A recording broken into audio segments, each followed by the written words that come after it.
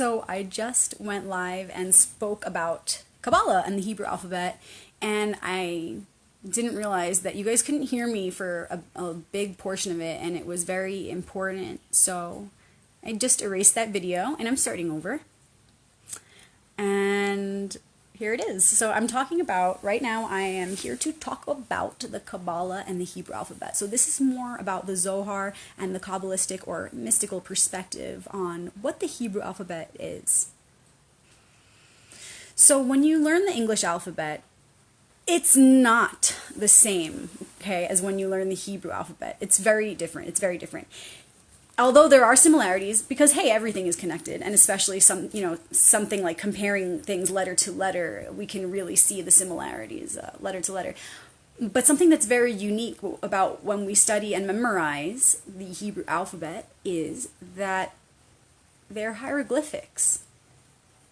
They're symbols. They each are represented by a certain image. For example, the letter ayin is represented by an actual eye. But this doesn't just mean eye. It has a multidimensional meaning. And its meaning continues to shift and evolve for eternity because our perception is also shifting. And so the meaning is ever deepening. This is how hieroglyphics work. This is how, maybe you've learned about this as far as Egypt and the Egyptian hieroglyphics. But there are many different kinds of hieroglyphics, and they're just images that tell stories. So the eye that ayin represents is not just the eye, it's also the eye. It also represents knowledge, seeing, gnosis. So each of the letters is like this. Each of the letters tells a never-ending story.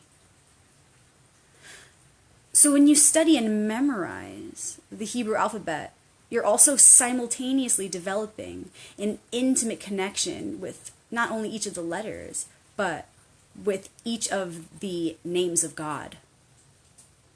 Because each of these letters tells a story of our connection to Source, Hashem, God, the light. And so when we view, see, know, understand, learn about that letter, we're perceiving and integrating a story into our consciousness that we're creating symbols around and imagery around.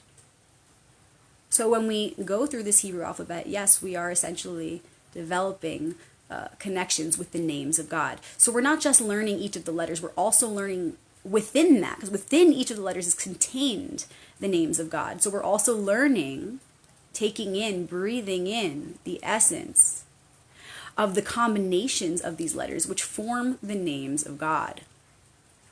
The names of God are many, but they all live within the one, the Almighty One.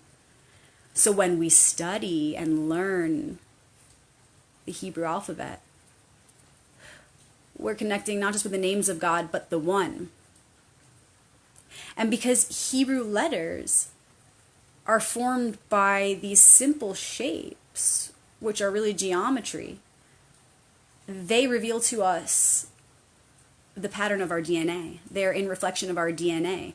These shapes are the building blocks of our reality. They are the fabric of our reality.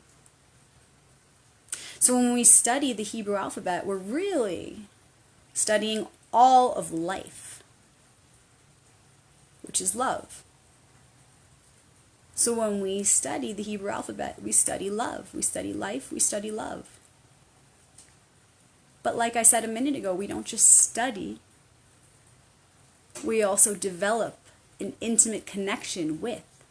So as we study the letters, we develop an intimate connection with them that is personal to us and our perceptive lens. So when we study life or love, we also develop an intimate relationship and connection with life and with love.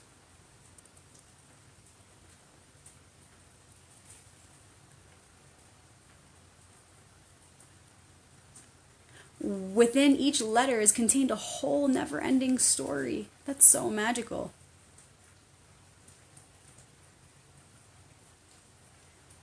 So that's what I've been up to, and I'm really looking forward to sharing more of this with you guys in the Kabbalistic, or not just Jewish, but mystical, not just Jewish mysticism, all mysticism. I'm really looking forward to sharing that spirit with you guys, and I'm curious what it is that you all want to know about Kabbalah. what you want to know about mysticism in general, what areas do you want to dive into? I'm really looking forward to sharing the Hebrew alphabet specifically. If any of you have questions about the Hebrew alphabet, please ask away. Let me know what it is you're interested in talking about and going deeper with. So this week for Shabbat Shalom, this week's Torah story was Noah and the Ark and then the Tower of Babel, which is really interesting because if you saw my post yesterday or watched my latest YouTube video, I've been talking about the importance and necessity of a universal language, which is reflected in these two stories in the beginning, in Genesis, which we're still at. We're still in Genesis right now. And so this one was all about Noah's Ark and the Tower of Babel, and last week was the creation story and Adam and Eve in the Garden of Eden. And so we're beginning to see some really interesting evolution happen here. Just like the creation story, the creation story is in the beginning of Genesis, the beginning of the beginning. And then what follows next are the stories of the very first beings of the Torah, right? And what we can see in our lives now, in reflection of the Torah, are the ways in which we are playing out that story all over again. The ways in which we are a reflection of those archetypes and the embodiment of their light, behaving as them as they would have if they were here now, is the key to moving forward and continuing the story. Not repeating, we're always evolving, but the foundation is the same. The foundation is always the Torah. And so we're reflecting these archetypal unfoldings from the beginning of time. In the beginning of the Torah, like I said, it was the story of creation. The following stories right after that are the stories of the first living expressions of that original truth.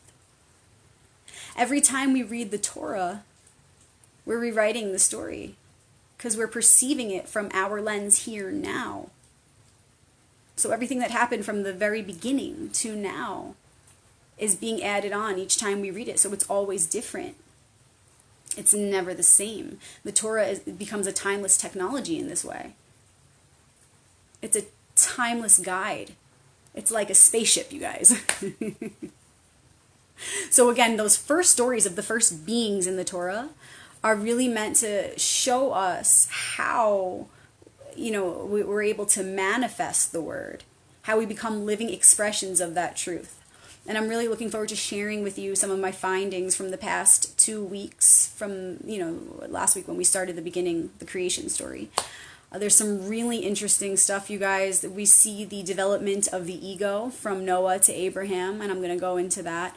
We see the first living expression of our gift we were born and created with, of free will. We see that in Abraham. That's why he's known as our spiritual father, and Noah is not. So there's a lot of this really cool metaphysical stuff we're going to get into for whoever is interested in following along. I'll have those videos made shortly here, so be sure to subscribe to my YouTube channel if you're not yet, and you'll get notified as soon as I share those awesome videos.